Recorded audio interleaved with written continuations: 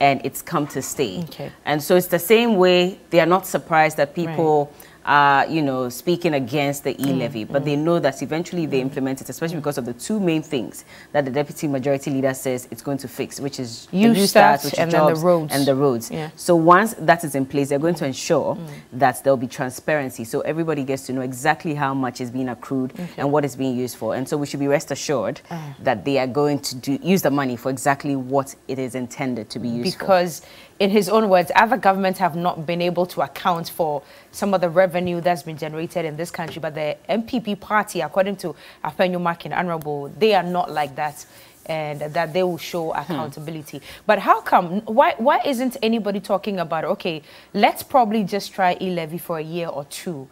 Let's see how much revenue we are able to rake in, and if we get somewhere with the U-Start initiative and the roads and all, then maybe we can either reduce it or take it back. Why is nobody saying that? I have no idea.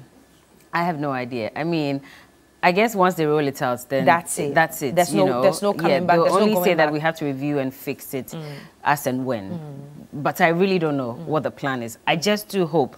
And yesterday, the minority, you know, met with the side of the majority, and we're hoping that at least they'll be able to deliberate. They said, well, you know, there was a gridlock, especially because majority was still adamant in moving away from the 1.75. They are also not going to increase the threshold. And so for them, it's a no-no. If you're not ready to engage us on that level, then we're not going to speak but to you. one thing beats my mind. I want to hear from the minority about this in particular as to, I mean, they're saying that regardless, it's 0.00. But you see, Bella, so that's my them. question. I just, from a lay woman's, if I can put it that way, perspective, you've been able to speak to telcos, and telcos have struck off 0.25. Why are you not taking anything off as government? Do you have an answer for me? Oh, me? Yes. I do not work for the finance ministry. Maybe you should I do not work for the communications ministry. I do not work for government. I know that. I have no idea. It's a question I'm throwing a out rhetoric, there. I know. Exactly. But maybe when the communicators come, you could ask, because telcos have actually gone their way to take off 0.25. I've asked them. I remember Miracles Abuaji was here, and I asked him, and he said that. But that is why the telcos have reduced theirs, because at least they are listening government, and so they are concerned about your objections, which is why they've asked the telcos to reduce so theirs. Don't they think that with all this backlash that they've received over time from the populace and all that, if they had even tweaked it to 1.5, would have gotten somewhere by now? I don't think they're ready to move that figure. I don't think so. Is there a reason? I don't know, honestly, but clearly if you listen to the side of the majority, you can tell that they're just adamant about it. They have an entrenched position, and they're not no way moving they're going to anywhere move from that point. I really don't know what the reason is, but they're saying that we really need this money. We need to rake in this revenue so we can fix our roads, so we can also provide jobs for people. CST, again, when it was set up, there was some amount of money that was supposed to be used to set up jobs for people. And the big question is, was that achieved? If it was, how much was accrued? And how many jobs were created from the CST? If they can really give us those figures, then we know and understand that, okay, you've been able to implement this, it's been a success, and so we'll trust you enough to implement the E-Levy. Otherwise, then I'm not sure where we're going with this. We don't want to come back 5 years down the line and they'll tell us that we face challenges in collecting the revenue, and that's why we've not been able to fix the roads like we promised.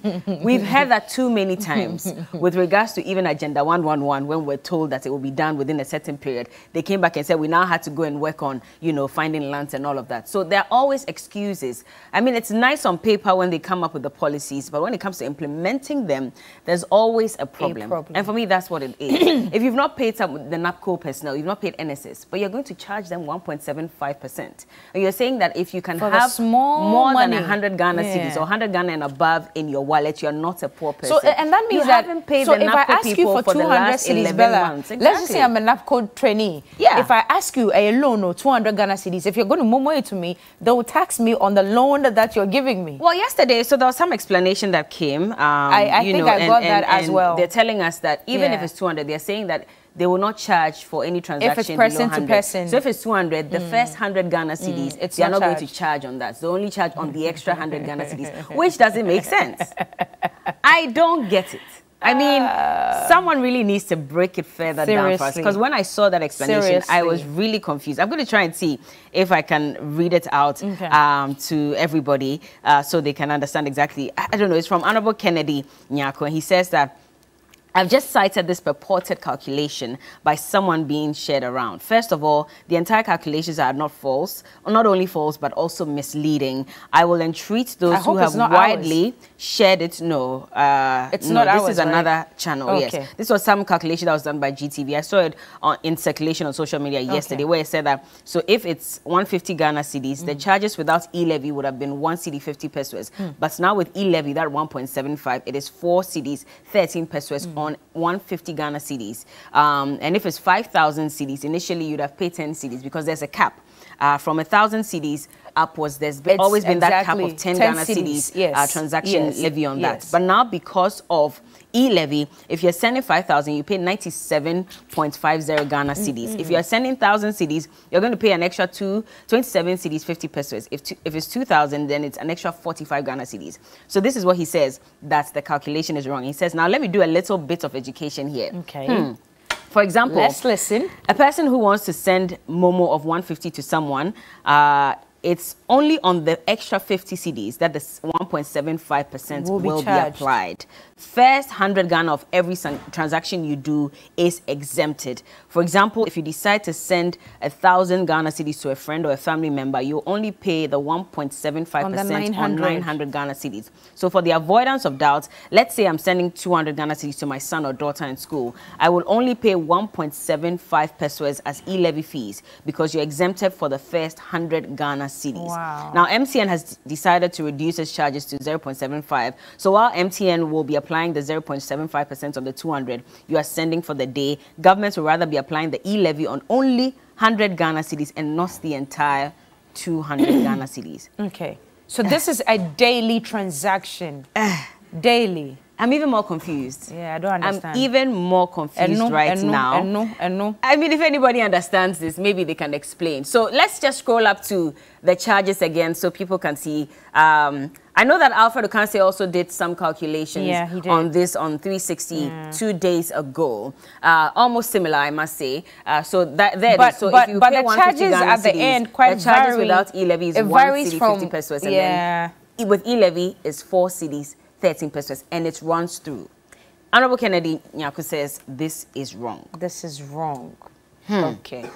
I think we need some experts to come in to do the calculus for us, because Minibella, you must teach a way at Charlie. By the way, he's the MP for Akim Swedru constituency in the Eastern region. So, yeah, we'll see if they can explain to us later. I don't know. Let's see if maybe Johnny's mathematics I'm sure. Since he's been doing a lot of calculations on Johnny's bites. Right. We'll be back with that and more. Anyway.